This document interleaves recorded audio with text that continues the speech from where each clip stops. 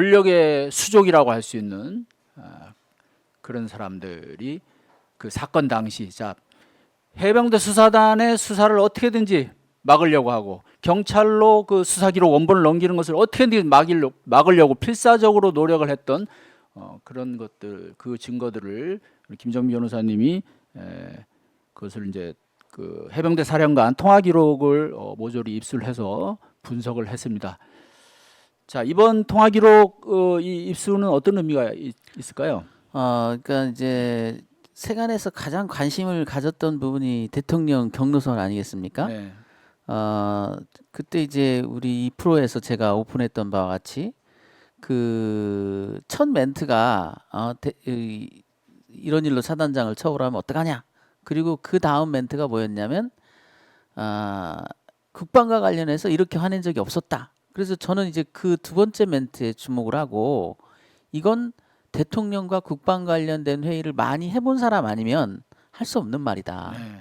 그러니 국방비서관밖에 더 있겠느냐.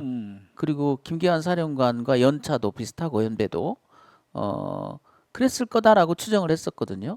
근데 이번에 녹음 파일을 이제 통화 기록을 쭉 보니까 그 7월 31일 17시로 추정을 했었는데 딱 그 시간이에요. 네.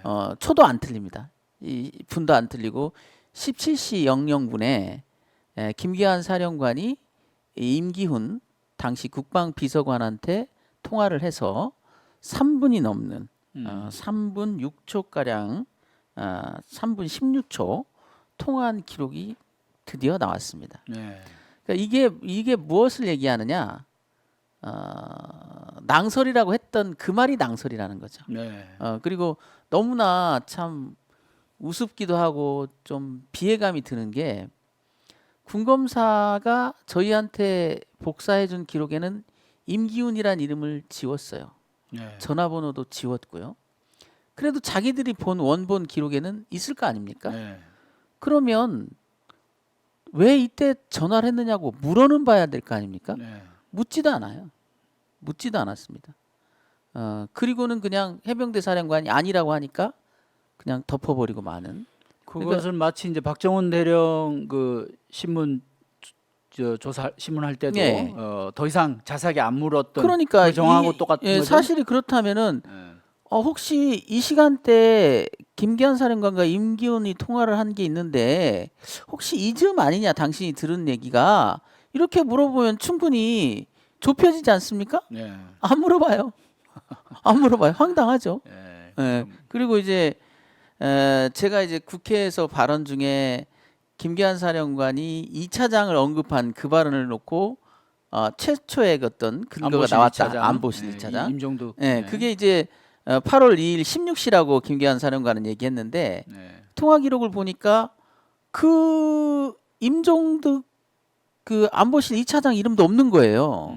그 시간대를 계속 봤는데 그래서 이제 파일을 역추적해서 들어가 보니까 번호가 있고 그 번호를 알아보니까 임종득 2차장이더라. 그래서 보니까 16시경에 한 통화는 두 번째 통화였고 12시 50분경에 훨씬 긴 7분 51초의 긴 통화를 한 게 나오더라고요. 네. 그래서 이번 김기환 사령관에 대한 증인신문 때는 제가 미처 임기훈 그 국방비서관과 통화한 내용까지는 파악을 못했어요 그때는. 네. 그래서 임종득 2차장과 통화한 내용만 계속 추궁을 했는데 구체적으로 무슨 얘기를 했는지 기억나지 않는다. 왜 두 번 통화했으면서 한 번 통화했냐고 몰아붙여도 기억나지 않는다. 이걸로 일관하고 있거든요. 그러니까 왜 도대체 임기훈 그 국방비서관은 그 중요한 시기에 전화를 했고 그걸 또 왜 감추고 심지어 임기훈 국방비서관은 국회에서 의원께서 물어봤는데도 불구하고 자기 입으로 7월 31일 날 해병대 사령관과 통화한 적이 없다. 네. 이렇게 단호하게 얘기한 게 있더라고요. 그런데 임기훈 국방비서관은 그때만 통화한 게 아니라 총 통틀어서 이 사건과 관련해서는 5번 이상의 통화를 했더라고요. 5회 정도에. 네. 예. 특히나 한참 조사본부로 이첩해달라는 해병대 사령관의 건의에 대해서 국방부가 검토하는 그 시기에 또 중요한 전화를 해요. 꽤 긴 통화 그것도 4분 몇 초간의 통화를 하고요. 그리고 나서는 조사본부 이관이 거부됩니다. 4분 45초 동안 통화를 하고 나서 누가 결정했는지 모르게 조사본부 이관 하지 마 이런 결정이 하달됐거든요. 네. 그런 정황이랄지 그 다음에 또 그 사건이 거의 종결돼 박 단장에 대한 입건이 결정되고 나서 박정훈 대령에 대해서 수사가 첫 들어간 날 8월 3일 날 이때도 임기훈 국방비서관과 김기한 사령관이 문자를 서로 주고받은 게 있어요. 네. 그만큼 임기훈 국방비서관은 이 사건에 처음부터 끝까지 매우 깊숙이 관여돼 있었고요. 그런 사실을 그동안 제대로 알리지 않았죠. 예. 네, 지금 김 변호사님 말씀하신 것처럼 지금 지난해 7월 31일부터 가장 중요한 기간인데요. 7월 31일부터 8월 2일 그 사이에 7월 31일은 원래는 이제 언론 상대로 브리핑을 하기로 했었잖아요. 그다음에 경찰로 이제 이첩하고 이런 것들 이제 공식 장관이 이제 결재를 하고 공식적으로 이제 이것을 기자회견도 하고 하기로 했던 건데 이것이 이제 전격적으로 취소되고 그다음에 이첩을 보류하라는 지시가 나온 날이지 않습니까? 7월 31일이. 그래서 상당히 중요한 날인데 그리고 8월 2일은 해병대 수사단 박정훈 대령이 국방부와 해병대 사령관의 어떤 그 압력에도 불구하고 끝내 소신대로 이제 경찰에 수사기록 원본을 넘긴 날이에요. 그날 오전 8월 2일 오전. 그래서 그날 오후에 국방부에서 또 부랴부랴 이제 회수를 해가는데 그 사이에 어떤 일들이 있었는지 과연 권력기관에서 어떤 압력을 넣었는지를 지금 이제 통화 기록을 가지고 저희가 유출을 해볼 수 있게 됐습니다. 그죠? 네, 그래서 7월 30일부터 8월 1일까지 누가 해병대 사령관하고 통화를 했고 또 문자를 주고받았는지 이것이 지금 상당히 VIP 외압을 입증하는 데 중요한 그런 정황이 지금 되고 있습니다. 자, 이 기록을 처음부터 한번 보여줘 보실래요? 네.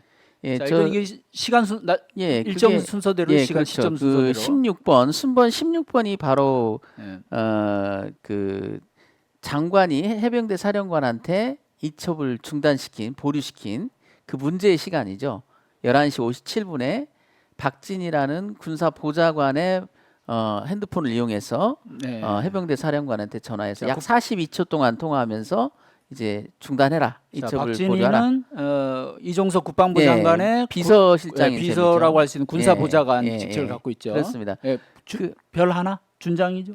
그랬죠. 근데 지금은 진급을 했습니다. 지금 또 올라갔고. 소장으로. 그래서 그 7월 31일 날 11시 57분경에 이제 박진희 핸드폰을 이용해서 장관이 김기한 사령관한테 이첩을 중단하라, 보류하라 이런 지시를 했거든요. 근데 신기한 게 순번 14번을 한번 보시면요. 09시 53분에는 김기한 사령관이 임기훈 국방비서관한테 전화한 게 나와요. 1분 55초. 그 다음에 그 용산에서 수석보좌관 회의가 있기 바로 직전이었던 10시 50분에는 또 군사보좌관이 이번에는 사령관한테 전화한 내용이 나옵니다. 그런 걸로 보면 수보회의를 앞두고 뭔가 미진했던 부분을 확인하려고 했던 것이 아니냐 그렇게 추정이 되고요. 자, 그러면 14번 김기한 해병대 사령관과 임기훈 안보실 그렇죠. 안보실 국방비서관 요 사람 그다음에 16번에 박진희 국방부 장관 군사보좌관과 김기한 해병사령 요 두 사람 요 두 차례 통화는 서로 연계돼 있다. 연결돼 있을 것 같아요. 좀 더 올라가면 이제 10번을 보시면 10번에도 통화 시간이 꽤 깁니다. 4분 17초를 하거든요. 김기한 사령관이 임기훈에게 전화를 했고 이거는 이제 전날이에요. 그러니까 장관 보고하고 나온 장관 상황입니다. 보고하고, 그러니까 그때 이슈는 뭐였냐면 보고서를 내놔야 했거든요. 그 군사보좌관이 뭐라 그러냐면 이거 안보실에 보고해야 된다라는 말을 했어요. 김기한 사령관한테 문자로. 그리고 나서 통화합니다. 그러니까 그거와 관련된 통화겠죠. 그러니까 임기훈 국방비서관은 장관 보고가 된 날은 4분 17초간 통화하면서 아마 보고 내용도 좀 습득을 했을 거고 보고서 자체를 달라고 협조를 구한 것도 있을 것이다. 그래서 7월 31일 날 수보회의 때 그걸 보고를 하기 위해서 미진했던 부분을 좀 더 확인한 거 아닌가 이런 생각이 들거든요. 그러니까 상당히 이미 그때부터 개입이 돼 있었던 거죠. 그러니까 박정훈 대령이 이제 그걸 거부했잖아요. 예, 예, 응? 예. 보고서를 예. 좀 달라는 거를. 예. 그러니까 김영래라고 지금 저 위에 네. 안보실에 파견된 해병대 대령도 요구를 했었고 예. 사령관을 통해서도 네, 뭐 그렇습니다. 부탁도 하고 했는데 다 거절하니까 지금 이제 임기훈이 직접 나선 것 네, 같아요. 예, 그렇죠. 안보실에서. 그래서 아마 뭘 달라고 했는지 뭐 내용을 파악했는지 모르겠으나 직접 나섰죠. 이제 김영래 대령으로 안 되니까 뭔가 네. 나선 겁니다. 네. 그리고 나서 이제 7월 31일 날 그 25번 항목 순번 25번 이후로는 뭐가 나오냐면 박정훈 대령이 했던 말 7월 31일 날 이첩이 보류되고 왜 이렇게 됐는지를 알아보기 위해서 사령관이 안테나를 높이 올려서 네. 여기저기 알아봤다는 그 시간대거든요. 누가 하는 통화하는지 한번 볼까요? 7월 31일 16시경에는 전하규 대변인과 네. 통화를 합니다. 전하규가 전화를 한 거예요. 네. 4분 29초라는 꽤 긴 통화를 합니다. 그때도 몰랐나 봐요. 이제 대통령 개입설에 대해서. 그리고 나니까 김계환 사령관이 16시 45분경에 그때 이제 사령부에서는 해병대 사령부에서는 16시경부터 한 20분간 짧은 회의를 했다는 거예요. 네. 조사본부로 이첩하자 이러면서 끝냈다는 거죠. 그리고 나서 김계환 사령관이 뜬금없이 김영래한테 전화를 합니다. 그리고 이제 다음 페이지 넘겨보시면 27번에는 김계환 사령관이 또 김영래가 김계환한테 통화를 하고요. 그 다음이 또 김영래가 이 문제 그 통화죠. 전화를 합니다. 김계환 사령관이 임기훈한테. 이걸 보면 박 대령이 했던 말이 상당히 신빙성이 높죠. 여기저기 전화를 해봤다. 어째서 이렇게 연유가 왜 이랬는지. 그런데 김계환 사령관도 주로 안보실 사람들과 통화를 했다는 얘기예요. 그러니까 지금 네. 김영래도 안보실 파견 대령이니까 네, 네. 김기환 사령관이 이제 여기저기 예. 자 해병대에서 파견된 김영래 대령한테도 알아보고 예. 그럼 김영래는 또 이제 자기도 또 뭐 알아보고 예, 또 그렇죠. 사령관한테 예, 알려주고 또 그리고 이제 예. 31번에 보면 신범철 차관과도 4분 12초 통화하지 않습니까? 저 사람 뭐 국회 나가지고 뭐 문자 안 네, 보냈다고 문자 안 강변했던 사람이잖아요. 문자는 안 보냈다고 강변했던 예, 분이죠. 아무튼 예. 김계환 사령관은 그때 당시에 대변인, 국방부 대변인, 그 김영래 파견 대령, 그 다음에 임기훈 국방비서관, 차관 다 통화를 해본 거죠. 다 했어요. 네, 예. 채널을 높이 올렸다는 말이 틀린 말이 아닐 통화를 것이다. 하고 또 저쪽에서도 예, 반대로 또 걸어오고 예. 그런데 이제 제가 계속 말씀드렸던 박 단장의 기억 속에 있는 전원 이런 일로 이게 국방과 관련해서 이렇게 화낸 적이 없다. 예, 그 말은 측근에서 회의를 주관했던 회의에 들어갔던 사람이 한 말인데 임기훈이 딱 맞는 얘기죠. 시간대도 딱 맞습니다. 왜냐하면 그리고 나서 김계환 사령관이 박 단장을 부르거든요. 자기 사무실로. 17시 예, 17시 이후에. 예. 그래서 17시 이후에 매우 심각한 표정으로 있길래 어찌 된 일이냐 하니까 대통령이 얘기를 했고 그래도 안 된다. 그래서 대책 문건을 만들어 가지고 올라간 게 이거라는 거거든요. BH가 언급된 네. 그 관계자 변경 시 예상되는 문제점이라는 그 보고서를 이제 올렸다는 거거든요. 그런데 이제 그렇게 해서 이제 7월 30일 날 31일이 끝났는데 8월 1일에도 보면 매우 의미심장한 번호가 50번입니다. 50번. 네. 순번 50번에 보면 또 4분 45초간 통화를 해요. 그때 이슈는 뭐였냐면은 조사본부로 이관을 해달라. 해병대 사령부에서는 강력하게 주장했죠. 왜냐하면 우리가 변경하게 되면 직권남용이 되니까 네. 조사본부로 가져가서 처리해 주십시오. 그 얘기를 하기 위해서 또 그때 해병대 사령관은 누구하고 통화를 하냐면 박진희 군사보좌관한테 문자 보내고요. 네. 신범철 차관한테도 전화해가지고 읍소를 하고요. 여기저기에 부탁을 하던 때예요. 그때 또 임기훈과 통화를 합니다. 4분 45초간. 그리고 나서 조사본부 이관은 리젝트 되거든요. 네. 그러니까 이제 해병대 사령부 입장에서는 이래저래 막 압력도 들어오고 뭐 이러니까 그냥 이제 조사본부에서 차라리 네. 해주세요. 해달라. 박정원 예, 대령도 예. 이제 그런 의견을 그렇죠. 낸 거잖아요. 예. 그죠? 박정훈 대령이 최초의 그런 예. 건의를 한 겁니다. 근데 그것도 안 된다. 또 네, 예. 어? 그냥 니네 선에서 알아서 처리하라. 뭐 이런 얘기죠. 국회에 나와서 차관은 심지어 그런 말도 했어요. 그런 건의를 하길래 그게 뭐냐면 쭉 올라가면 15시 50분, 51분 항목에 있는 순번 51번 항목에 있는 15시 50분 통화입니다. 신범철이 김기환 사령관한테 전화를 해, 차관한테. 그때 김기환 사령관이 또 그 건의를 한다고요. 조사본부로 좀 가져가 주십시오. 그러니까 신범철 차관이 이런 얘기를 했다는 거예요. 국회에서 한 말이. 아, 그것도 좋은 의견 같네요. 검토 한번 해보겠습니다. 이랬다는 거예요. 네. 그런데 그 전화를 받고 있는 사이에, 신범철과 통화를 하고 있는 사이에 문자가 한번 띡 날라와요. 그 텔레그램으로. 보십시오. 53분에 박진희가 김기환한테 보냅니다. 장관 수사용어 사용하지 마라 한다. 장관이 조사본부 이관도 안 된다라는 전화가 그 전화 저기 신범철과 김기환 사령관 통화의 끝자락에 걸려 있잖아요. 네. 그러니까 김기환 사령관 열심히 지금 신범철 차관한테 조사본부 이관에 대해서 좀 또 읍소를 하고 있었던 거예요. 제발 그렇게 해달라. 예. 그런데 그 전화가 끝나기도 전에 리젝트되는 문자가 날라옵니다. 네. 그러니까 누가 그 결정을 했느냐? 차관은 결정한 바 없고요. 장관도 애매한 태도를 보이고 있거든요. 굉장히 여기서 의미심장한 진술을 하고 있는 사람이 법무관리관 유재현 씨예요. 네. 유재현 씨는 이런 얘기를 합니다. 군사보좌관이 한번 조사본부 이관을 검토해달라고 그래서 검토를 들어가려고 했는데 또 하지 말라, 안 하기로 했다라는 문자를 받았다. 연락을 받았다. 그럼 누가 결정한 거라는 거예요? 국방장관이 건의를 받아서 법무관리관한테 검토를 맡겼는데 네. 누가 그거를 거부하기로 결정을 하나요?